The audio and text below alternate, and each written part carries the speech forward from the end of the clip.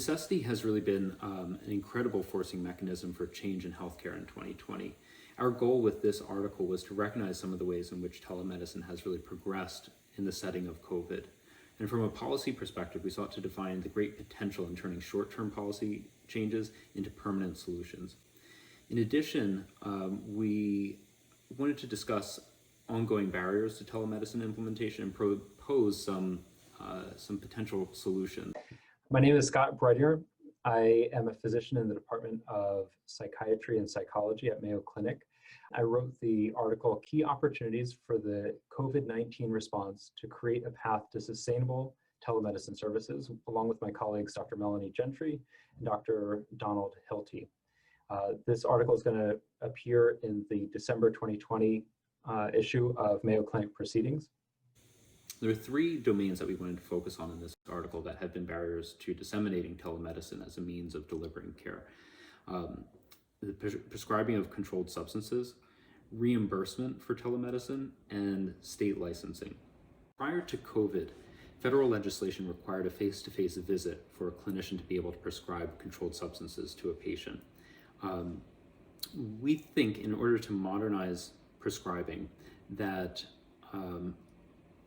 new legislation really should be enacted that allows for the prescribing of controlled substances without a mandatory face-to-face encounter. And secondly,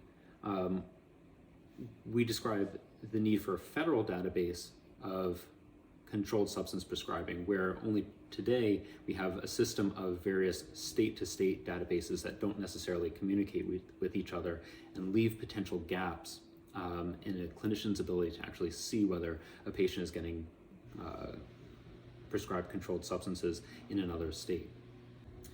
So with regard to reimbursement for telemedicine, prior to COVID, reimbursement had really been limited by Medicare based on the location of service delivery and geography, so that only really underserved areas in rural geographic domains would qualify.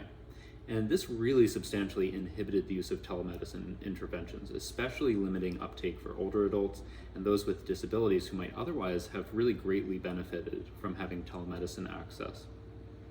We proposed a couple measures to address these problems. Firstly, so after COVID, the pandemic really took hold in the US, Medicare created a temporary waiver so that telemedicine services could be reimbursed regardless of the patient geography and whether the clinic was in a rural area or an underserved metropolitan statistical area or anywhere else in the country.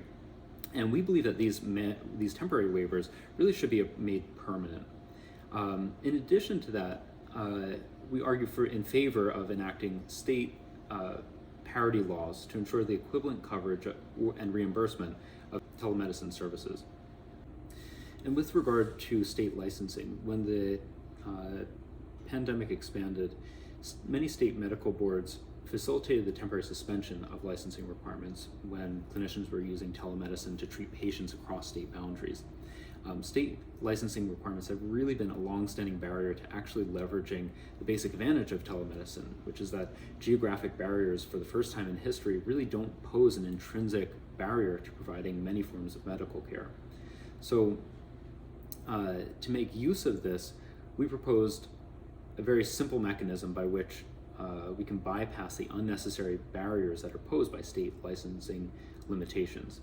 And that is really using federal legislation to redefine where the place of service is, so that it's no longer considered where the patient resides, but rather where the clinician is providing the service. And so that if a clinician is located in a particular state, thus they are providing their care in the state where they're located at the time in their sort of virtual clinic, if you want to conceptualize it as that.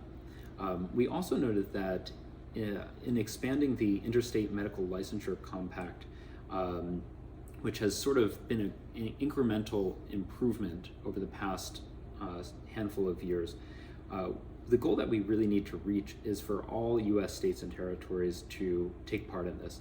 And ultimately what that would do would be to make it easier for clinicians to get licensure in any state where they anticipate that they would have a substantial amount of their practice from a telemedicine standpoint taking place.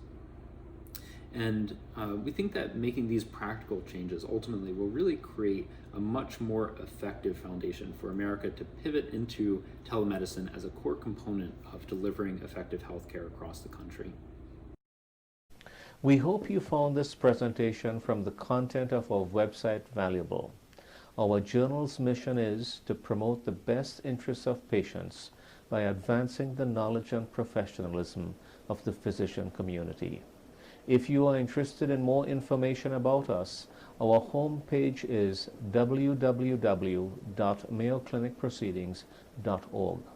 There you'll find access to information for our social media content, such as additional videos on our YouTube channel or journal updates on Facebook.